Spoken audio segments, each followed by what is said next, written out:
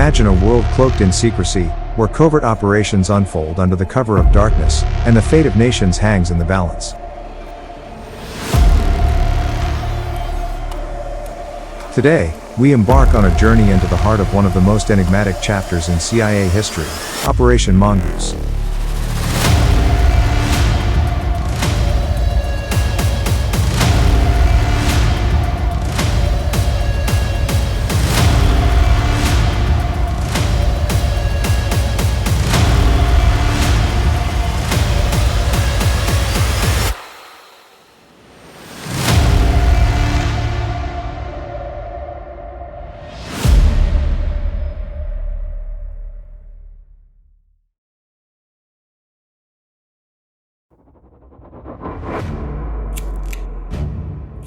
In the early 1960s, the world was gripped by the Cold War, a tumultuous era where ideological battles played out on the global stage. Enter Operation Mongoose, a clandestine mission shrouded in mystery and intrigue. Initiated in 1961 by President John F. Kennedy, this operation sought to undermine the Cuban government led by the charismatic Fidel Castro, who came to power in an armed revolt that overthrew Cuban dictator Fulgencio Batista.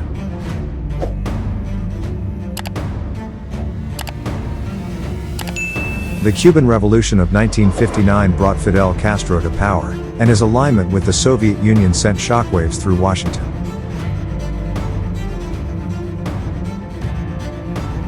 The United States, fearing the spread of communism in the Western Hemisphere, launched Operation Mongoose as a response to this perceived threat and established a non-communist government friendly to the United States and Cuba.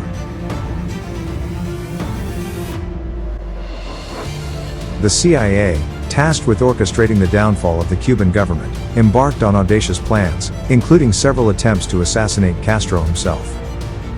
One of the alleged plots involved the idea of poisoning Fidel Castro's cigars. It is said that the CIA explored the possibility of lacing Castro's favorite cigars with a lethal substance. However, there is no concrete evidence that this particular plan was ever executed successfully. The exact details of how the CIA intended to carry out this plot remain unclear, and some accounts suggest that it may have been more of a brainstormed idea than an actual operational plan.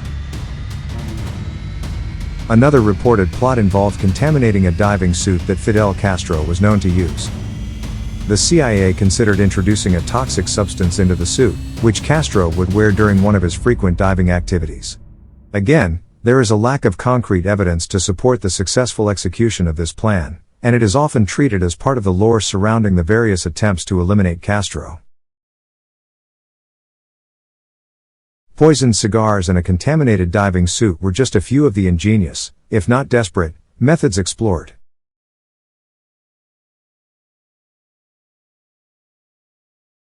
Operation Mongoose was a multifaceted chess game played on the global stage.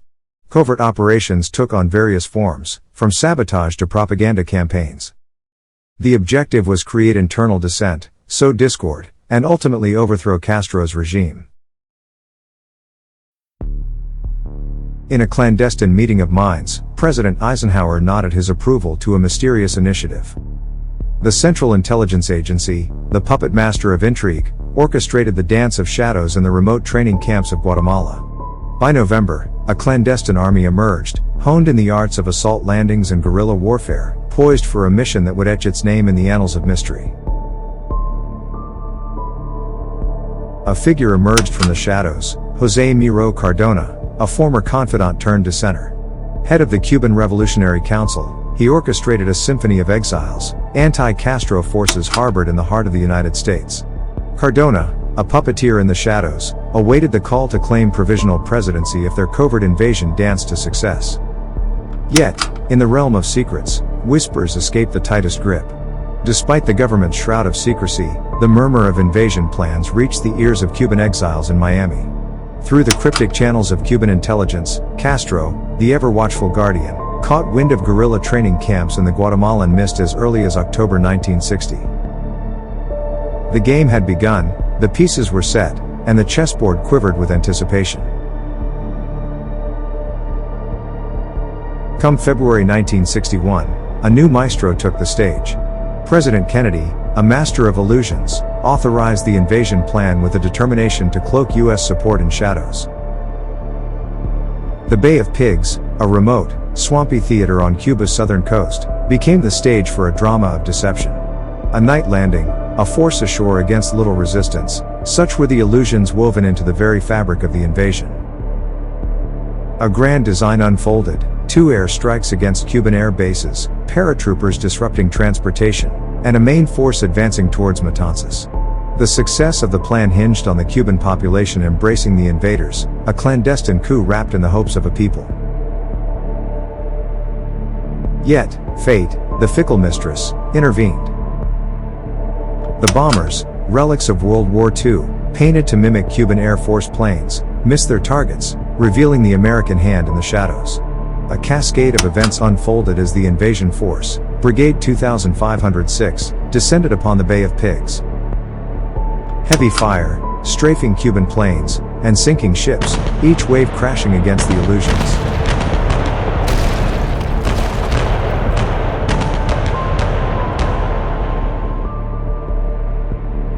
As the hours ticked away, President Kennedy, in the heart of the mystery, authorized an air umbrella to shield the faltering brigade.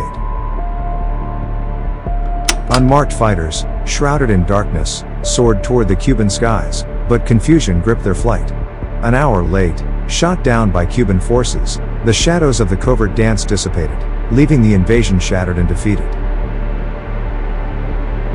Some escaped to the sea, evading the clutches of Castro's forces, while others faced imprisonment or death. In the aftermath, Brigade 2506 languished in captivity for 20 long months, a pawn in the geopolitical chessboard.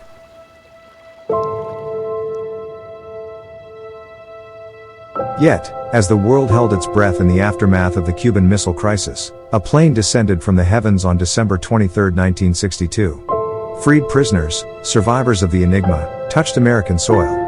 A week later, beneath the Miami sky, surviving members gathered, the brigade's flag handed to President Kennedy. This flag, he vowed, will be returned to this brigade in a free Havana.